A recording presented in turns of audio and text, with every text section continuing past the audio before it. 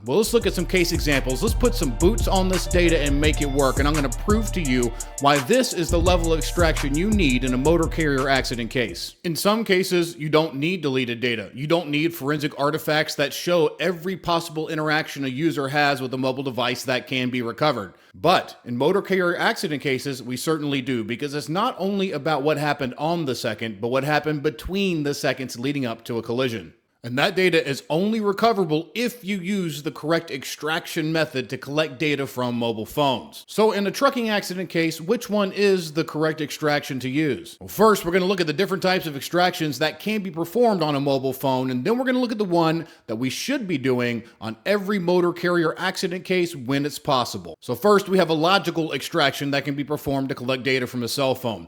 A logical extraction, in short, is collecting still existing data you can see as a normal user of the phone.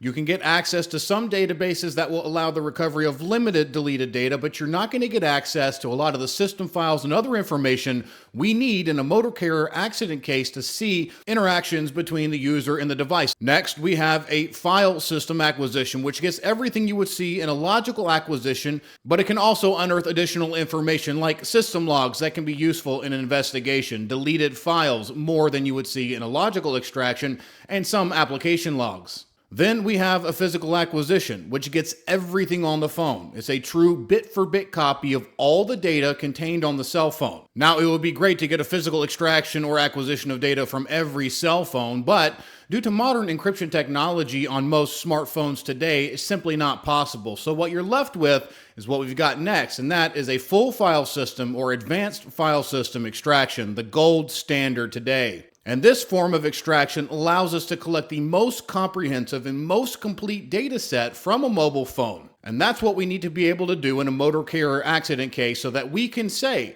that we have a perfect snapshot in time of the most complete data set that can possibly be recovered from this device. If we can do that, we can protect ourselves from claims later on by the opposing side that we didn't get everything, that now they can't perform a complete and independent analysis because that phone has been returned to the driver and the best extraction method was not performed. And if that phone is returned to the driver without a full file system extraction being done when it's possible, it also opens us up to other issues. Because some of that data we really care about and we need to know what's happening on the phone down to the very second and in between the seconds is on an expiration date. It may last only a certain number of days until it is overwritten or gone.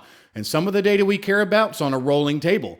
In other words, as new data is coming in, it could be deleting the oldest information, and that could be the information we cared about the most. Now we're after the crash. The phone has been forensically collected and preserved using a full file system extraction by a qualified forensic examiner. Now, what kind of data are we going to be able to get that really is this important? Well, let's look at some case examples. Let's put some boots on this data and make it work. And I'm going to prove to you why this is the level of extraction you need in a motor carrier accident case. So we're going to use two case examples to illustrate the value of a full file system extraction. One, where we were retained by the defense for a trucking company and examined a plaintiff's cell phone, and then a case where we were retained by the plaintiff's attorney and examined the truck driver's cell phone.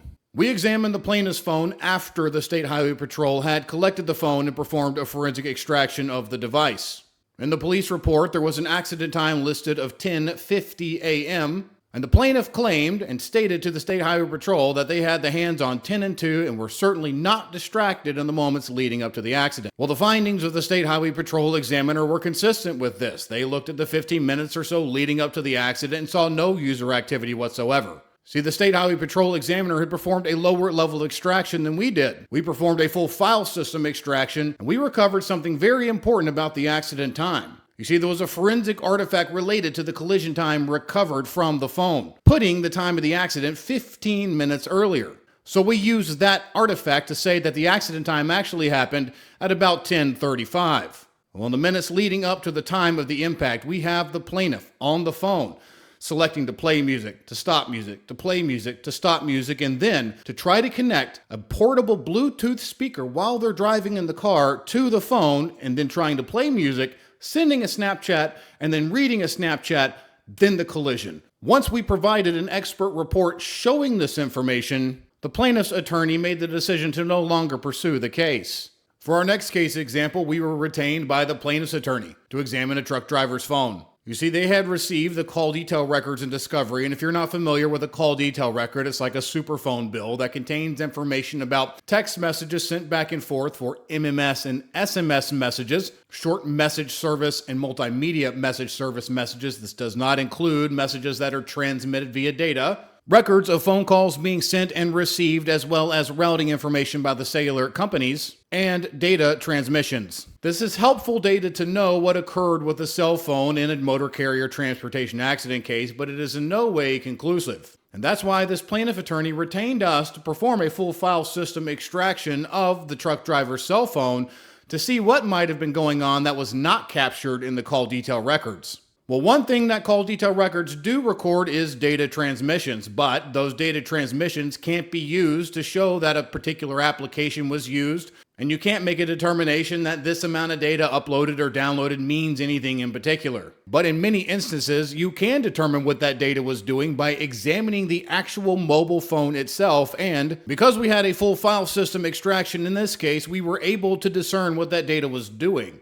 You see, the truck driver, while riding down the road, was alternating between an adult website and Netflix back and forth in the moments leading up to the collision. In both of these case examples, you would not have recovered the necessary data to make these determinations without a full file system extraction. So whether you're a defense attorney or a plaintiff's attorney, this is the type of extraction you need to get the data that could potentially show you what happened in the moments leading up to a motor carrier accident. And it's also the most surefire way to protect yourself from issues and arguments that can arise from insufficient and incomplete forensic collections. Remember, what we're after is a perfect snapshot in time of that data as it existed following an accident. And in a trucking accident case, a full file system acquisition is the gold standard. Now, you may be asking, if this is the gold standard, why doesn't every forensic lab and examiner do full file system extractions on every phone? Well, the answer comes down to three things. One, a lack of understanding of the different levels of extraction and the need to get a full file system extraction in motor carrier accident cases. Two, a lack of technical sophistication and training needed to do full file system extractions and to examine the data that they recover. And three, it comes down to cost. Not every forensic lab can afford the technology in order to do full file system extractions. But since a full file system extraction gets the most data and the data you truly need to get access to in a motor carrier accident case, it is best evidence. And then, by definition, every other extraction type when a full file system extraction is possible is inferior.